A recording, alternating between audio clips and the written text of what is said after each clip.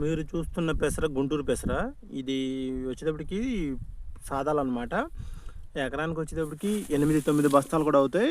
కాడ వచ్చేటప్పటికి బాగా పెరుగుతుంది. కోత కోసే సమయంలో బాగా ఈజీగా కోయగలుగుతారనమాట.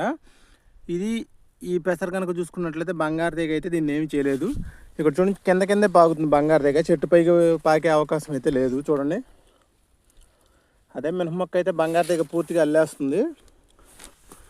బంగారు తీగ ఉన్న చాల్లో కనుక ఈ పెసర వేసినట్లయితే 2 సంవత్సరాలు చాలా వరకు అదుపులోకి వచ్చే అవకాశం కూడా ఉంటుంది. చూడండి, గుత్తి నిండా కాయలు ఉన్నాయన్నమాట.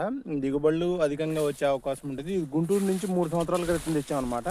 చూడండి, అడుగున్నర ఎత్తు వరకు కూడా ఉంది. ఇది అడుగున్నర ఎత్తు పెరిగింది. పూత పెంద దశలో ఉందన్నమాట. ఎవరికైనా సీడ్స్ కావాలంటే కామెంట్ చేయండి, పంపిస్తాము. గత 3-4 సంవత్సరాల నుంచి వేస్తున్నాము. చూడండి, ఇదిగో ఈ చెట్టు మొత్తం కూడా కాయలే. అడుగున్నర 2 అడుగులు ఎత్తు వరకు పెరిగింది. చేను మొత్తం కూడా 2 ఎకరాలలో సాగు చేయడం అనేది జరుగుతుంది. పూత పెంద కాయ బాగా ఉందన్నమాట. ఈ సంవత్సరం మా అంచనాల ప్రకారం ఇది కనుక చూసుకున్నట్లయితే ఎకరానికి 8 నుంచి 10 బస్తాలు అయ్యే అవకాశం ఉంటుందన్నమాట. చూడండి, ఇది ముదురు మొక్క.